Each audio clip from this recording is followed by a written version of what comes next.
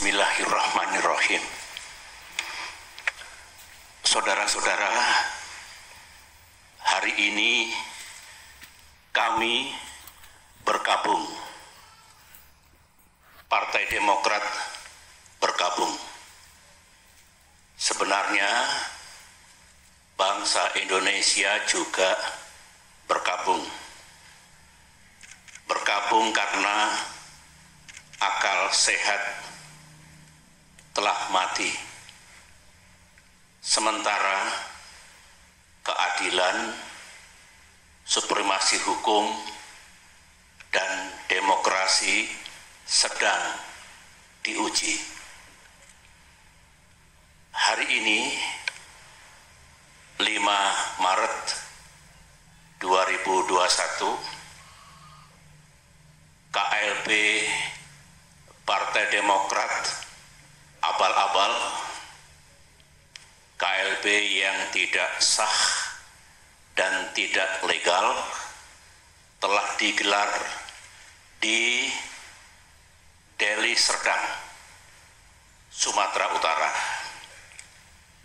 KLB tersebut telah menobatkan KSP Muldoko, seorang pejabat pemerintahan aktif berada di lingkar dalam lembaga kepresidenan, bukan kader Partai Demokrat alias pihak eksternal partai, menjadi ketua umum Partai Demokrat, mendongkel dan merebutnya dari ketua umum Partai Demokrat yang sah, yang setahun yang lalu telah diresmikan oleh negara dan pemerintah.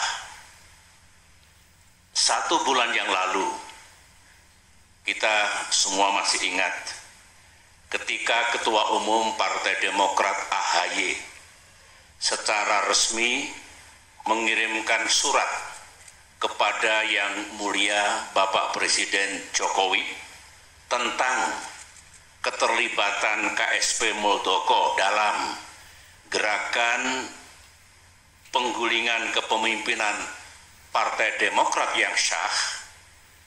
Dan setelah itu Ketum AHY juga menyampaikan kepada publik tentang gerakan kudeta ini.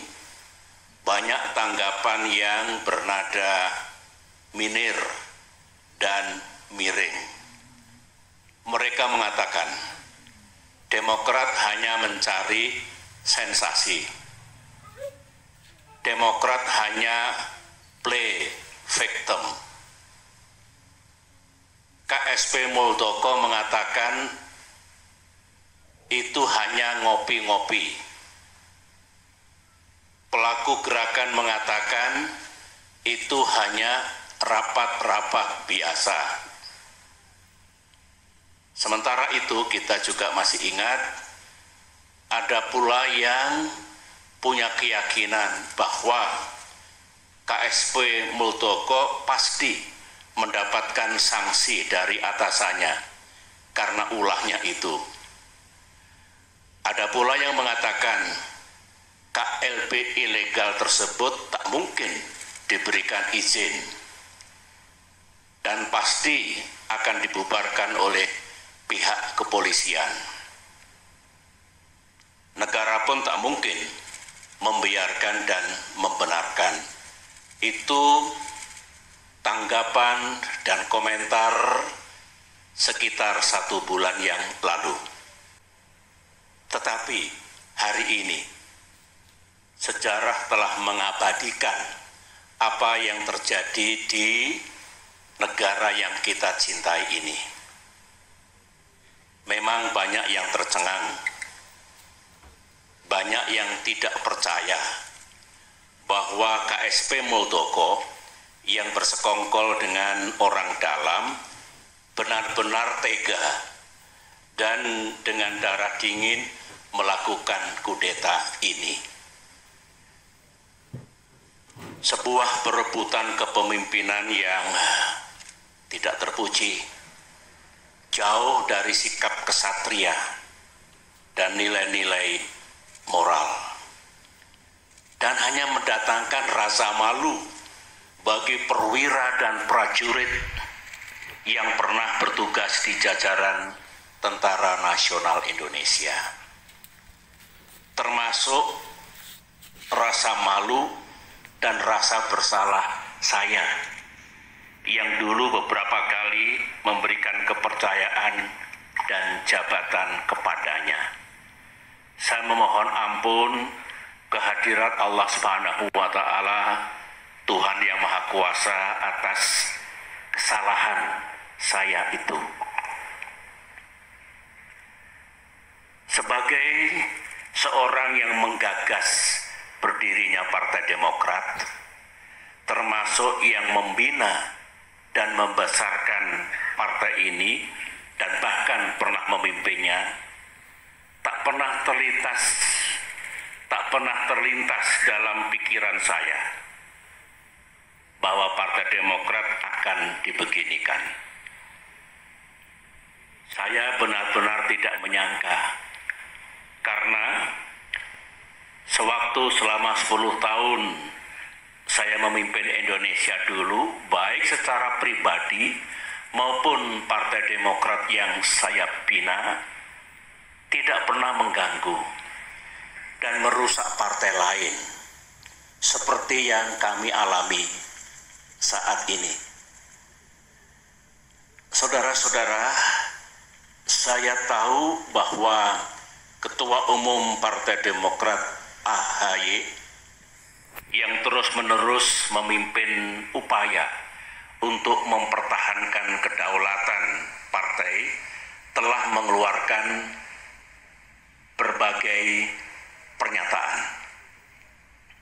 Namun malam ini, dalam kapasitas saya sebagai Ketua Majelis Tinggi Partai Demokrat, sebuah lembaga tertinggi dalam kepengurusan Partai Demokrat, saya perlu menyampaikan pernyataan dan penjelasan secara resmi guna merespons KLB Deli Serdang hari ini.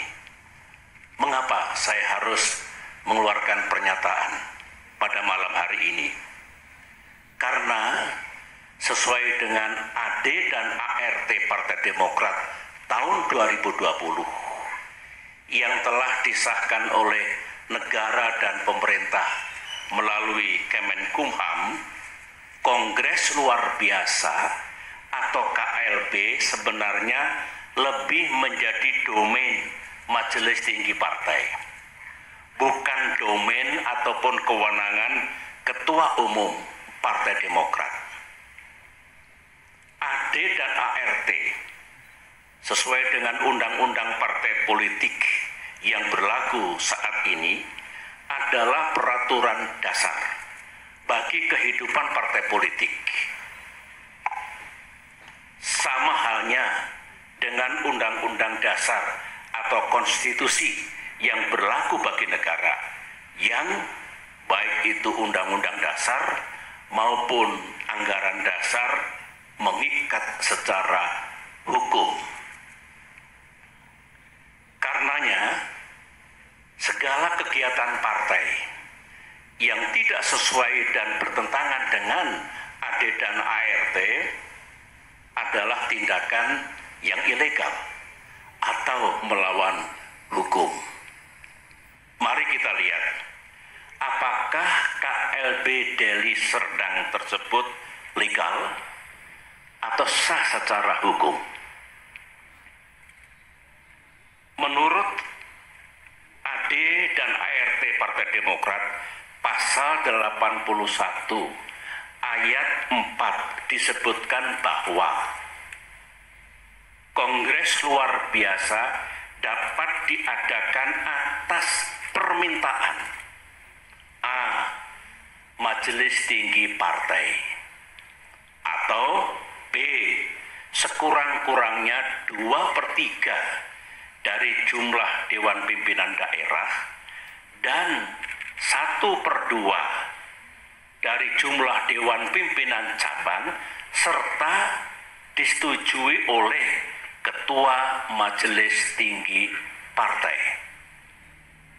Mari kita uji sekarang, apakah KLB Deli Serdang ini sah secara hukum. Ingat, negara Indonesia adalah negara hukum. Pasal 1 Undang-Undang Dasar 1945. Majelis Tinggi Partai yang saya pimpin dan kini berjumlah 16 orang tidak pernah mengusulkan kongres luar biasa. Jadi syarat pertama sudah gugur. Dewan Pimpinan Daerah yang mengusulkan KLB minimal 2/3 dari 34 Dewan Pimpinan Daerah. Kenyataannya tidak satu pun yang mengusulkan, berarti 0. Jadi tidak memenuhi syarat yang kedua. Dewan Pimpinan Cabang yang mengusulkan KLB minimal 1/2 dari 514 DPC. Kenyataannya hanya 34 DPC yang mengusulkan, berarti hanya 7% dari seharusnya minimal 50%. Jadi tidak memenuhi syarat yang ketiga. Usulan DPC dan usulan DPD dan DPC harus mendapatkan persetujuan Ketua Majelis Tinggi Partai, dan saya sebagai Ketua Majelis Tinggi Partai tidak pernah memberikan persetujuan atas pelaksanaan KLB ini. Jadi syarat keempat pun tidak dipenuhi. Kesimpulan besarnya adalah semua persyaratan untuk diselenggarakannya KLB ini gagal dipenuhi atau tidak dipenuhi, sehingga KLB ini benar-benar tidak sah dan ilegal.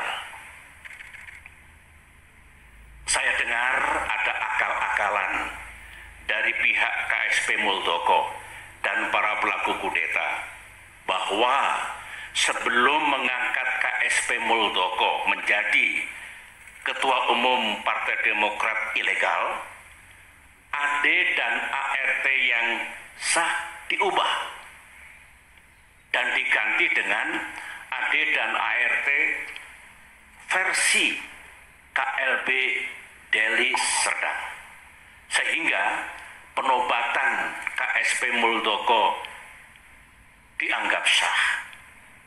Pertanyaannya, apa bisa begitu? Mari kita lihat bersama.